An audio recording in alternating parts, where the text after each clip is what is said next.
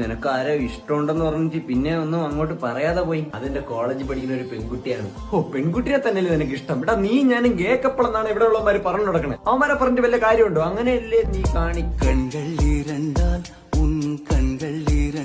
ഒന്ന് നിർത്തറ. എനിക്കാണെങ്കിൽ വീട്ടിൽ നിന്നൊക്കെ ഇപ്പൊ കല്യാണാലോചന നടത്തുകയാണ്. പെണ്ണിന്റെ വീട്ടുകാർ ജംഗ്ഷനിൽ വന്ന് എന്നെ നിന്നെ പറ്റി ചോദിക്കും ആൾക്കാർ ഇങ്ങനെ എന്നൊക്കെ പറഞ്ഞു കഴിഞ്ഞാ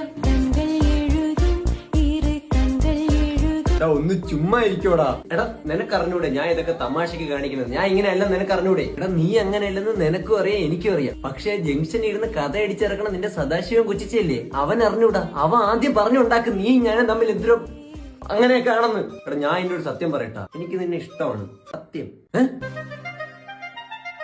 എടാ അങ്ങനെയല്ല, ഒരു സഹോദരനെ പോലെ ഇഷ്ടമാണ്. എന്ത് പേടിച്ചു പോയാ? പിന്നെ ടെൻഷൻ ആവൂലേ? നിനക്ക് ആഗ്രഹമില്ലേ എനിക്കൊരു കുഞ്ഞിക്കാല് കാണണം, അത് നിന്നെ മാമ എന്നൊക്കെ വിളിക്കണമെന്ന്? എടാ പിന്നെ ആഗ്രഹമില്ലാതെ പക്ഷെ അതിനിപ്പോ ഞാൻ എന്ത് ചെയ്യാൻ പറ്റും? ഇതിനിപ്പോ എന്ത് ചെയ്യുമെന്ന് ഞാൻ പറഞ്ഞുതരാം. നിനക്ക് ഏതോ